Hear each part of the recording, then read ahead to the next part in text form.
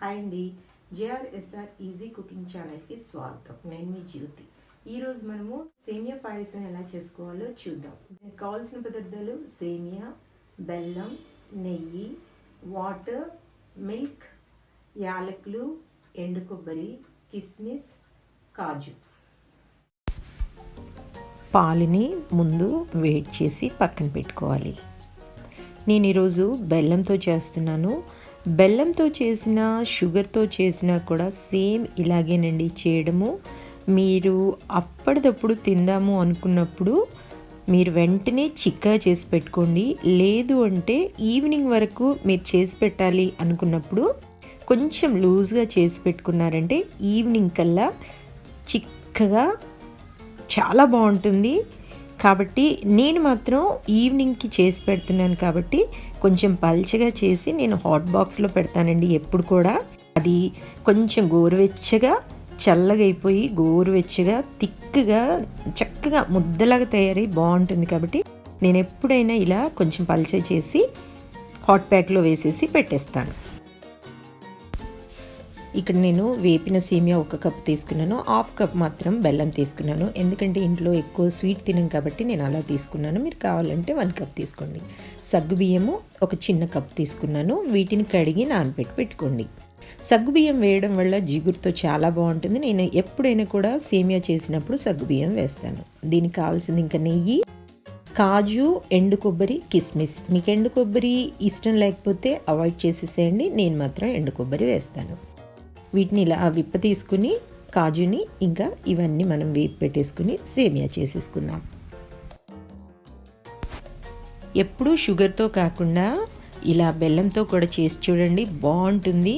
ఈ టేస్ట్ కూడా బాగుంటుందండి. మీరు నచ్చితే మళ్ళీ మళ్ళీ చేసుకుంటారు. ఒకసారి మాత్రం ఇలా ట్రై చేసి చూడండి. మీకు నచ్చితే మళ్ళీ చేసుకోండి. ఇప్పుడు ఇంకా మనము దీన్ని పాయసాన్ని రెడీ చేసుకుందాం. స్టవ్ ఆన్ చేసుకుని ఒక మందపాటి గిన్నె తీసుకుని దాంట్లో కొంచెం నెయ్యి యాడ్ చేసేసుకుని కాజు, కిస్మిస్, ఎండు కొబ్బరి వేపి పక్కన పెట్టుకోండి. నేను ఆల్రెడీ వేపిన సేమియా తీసుకున్నాను కాబట్టి దాన్ని నేను వేపడం లేదు. మీరు మామూలు సేమియా, వేపిన సేమియా కనుక తీసుకుంటే దాన్ని నెయ్యిలోనే వేపి పక్కన పెట్టుకోండి.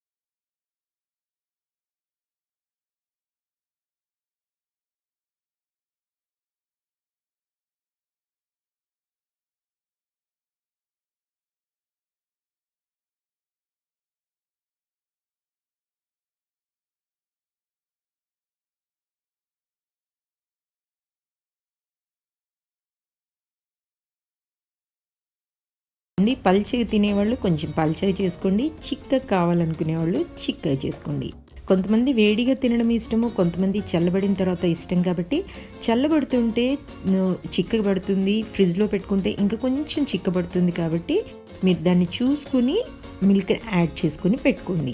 ఇలా వేడెక్కాక స్టవ్ ఆఫ్ చేసుకుని దీంట్లో మనము బెల్లం వేసి పెట్టుకోవాలండి. లేదు అంటే ఫస్ట్ బెల్లం వేసి ఉడికించిన తర్వాత నెక్స్ట్ మీరు చల్లగా అయిన తర్వాత మిల్క్ యాడ్ చేసుకోండి. ఇప్పుడు దీంట్లో ఇంకా మనము స్టవ్ ఆఫ్ చేసుకుని బెల్లం యాడ్ చేసేసి కాజు, కిస్మిస్, కొబ్బరి కూడా వేసేసుకొని కలిపి హాట్ ప్యాక్లో వేసి పెట్టుకున్నామంటే ఈవినింగ్ కల్లా చిక్కబడిపోయి చాలా బాగుంటుంది. నేనైతే ఇలా చేస్తాను, మీరు ఎలా చేస్తారో నాకు కామెంట్స్ ద్వారా తెలియచేయండి. ఈ బెల్లంతో చేసిన పాయసం చాలా చాలా బాగుంటుంది. మీరు కూడా ఒకసారి ట్రై చేసి చూడండి, మీకు ఎలా కుదిరిందో నాకు కామెంట్స్ ద్వారా తెలియచేయండి.